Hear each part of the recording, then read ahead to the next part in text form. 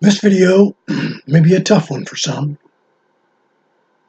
It's entitled When Marriage is Questioned. Now, marriage between a man and a woman is not questioned. But what is God's law about marriage?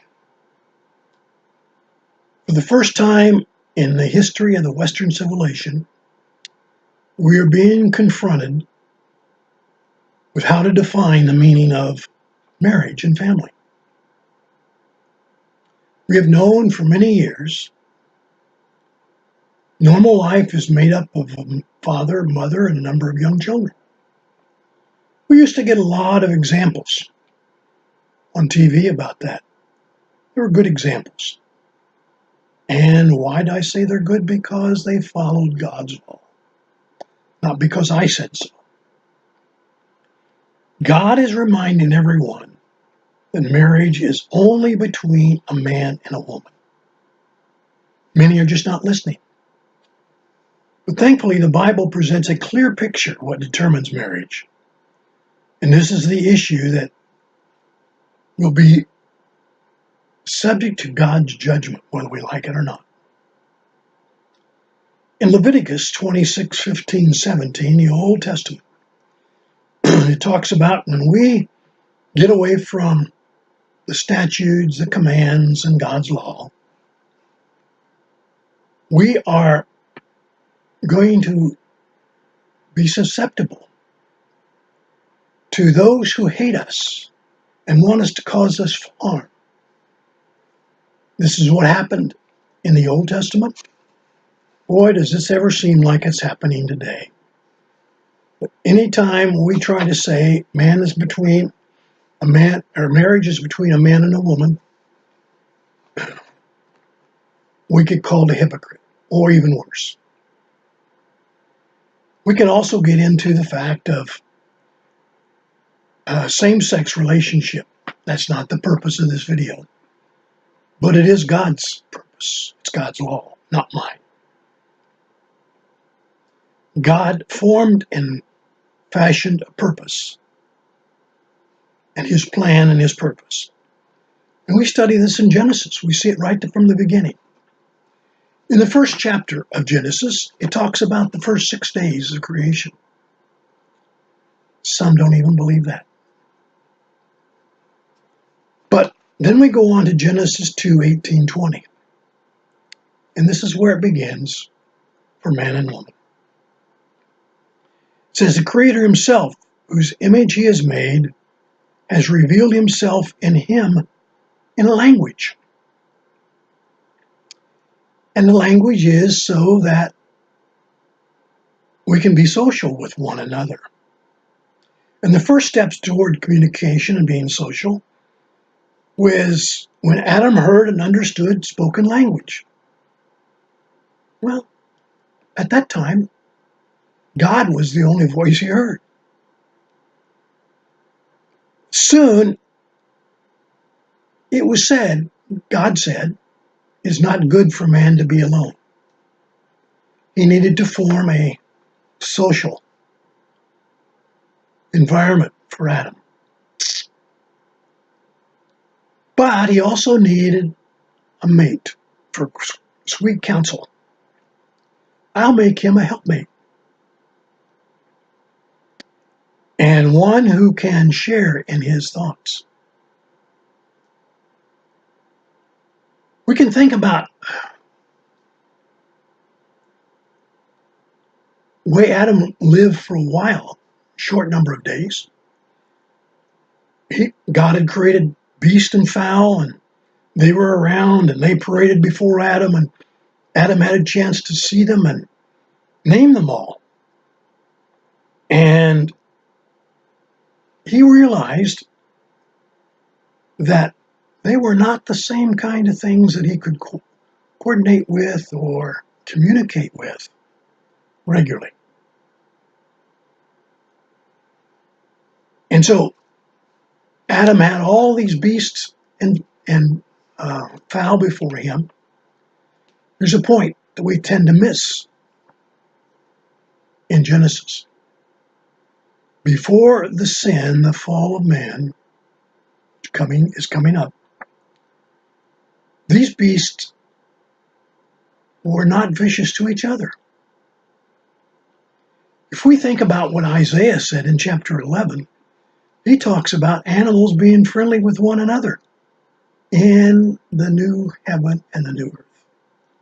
Read it sometime. Chapter 11 of Isaiah. Other places you'll find it too. Well, so what God was then thinking about doing was creating something or somebody that Adam could communicate with. He really couldn't communicate with the creatures. They had their own language. We all know them.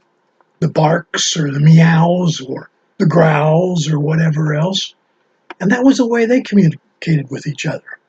So it's not at all absurd to suppose that God would present the works of his hand in the view of Adam, to give him dominion over them and to be able to help control them. And all these creatures were subject to Adam. And we should have no more difficulty in believing this, because we see every day that the brute animals are born with several distinct voices, modes of expressing their ideas, and they have a language of their own. Remember in the Bible, when the donkey talked to Balaam, he essentially said, this is not exactly the quote, he said, "To you idiot, I'm trying to stop you so you don't die." That's the sentence of it. And many other times we see animals talking. And so they will be able to talk at some point, in some ways, because of God. Think about the day of Pentecost, when disciples heard different languages and they were able to understand them. Well, Adam gave names to all of these creatures, and he was a keen observer of all that he pursued in the occupations of the garden, the new animals, the birds, and he noticed the studies and their habits and their way. But he realized that he really couldn't have an ongoing communication with them for understanding. So this meaning could only come from God, and Adam couldn't do anything about it. So as we read Genesis 2:21-22, the Lord caused Adam to fall in a deep sleep. This was not a common sleep that we find nightly. It was a supernatural sleep. It was not one of dizzy drowsiness or slumber, but it was a sound sleep, so that he would feel no pain, no irritation, no problem. And then he thought about it was time to form woman as his helpmate.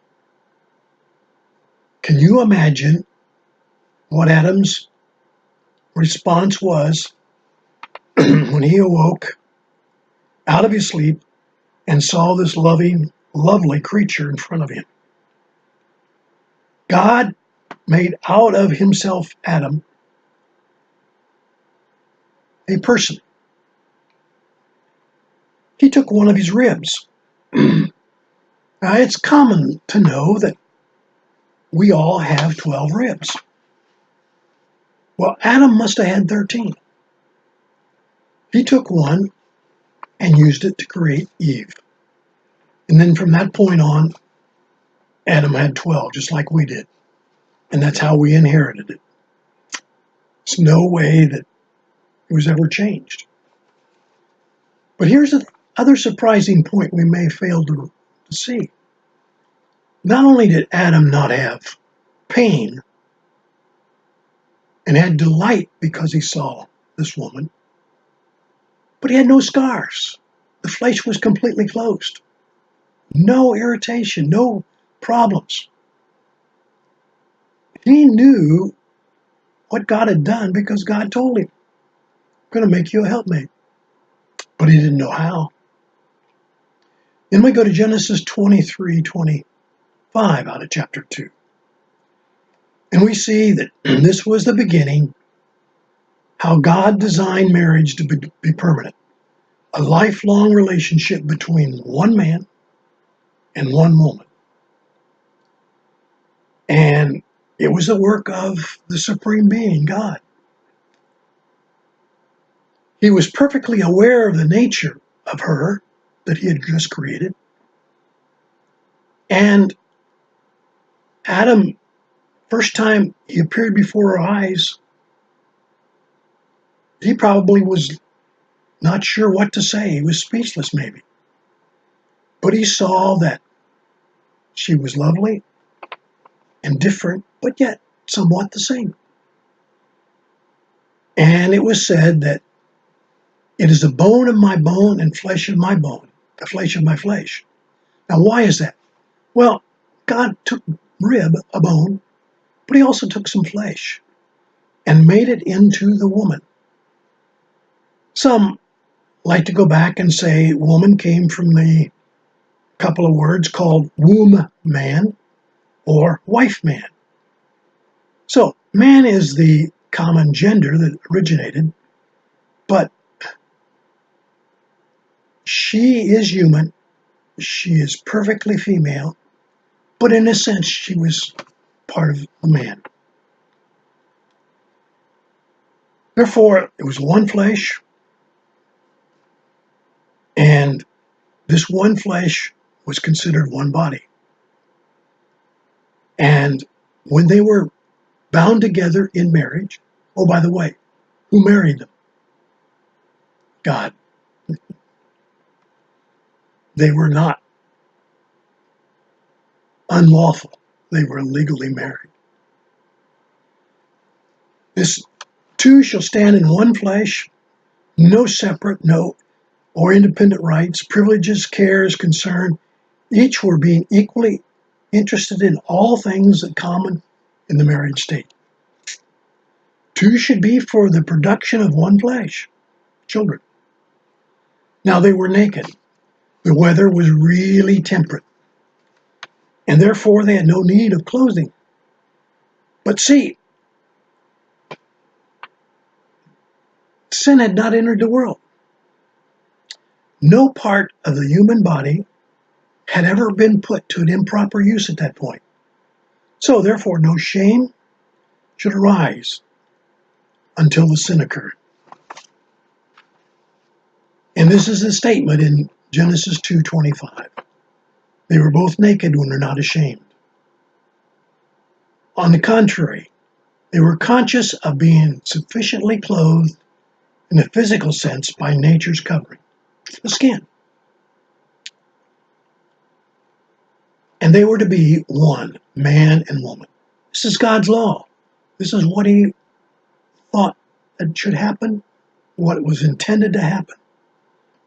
And they could have lived in the Garden of Eden forever, except for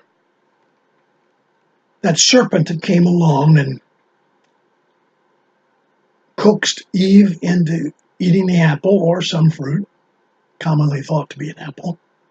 And by the way, the serpent probably was not a snake at that point, but one that had some common appeal. Or Eve probably would have just ignored it. But after the sin, after partaking of the tree of life, all things changed.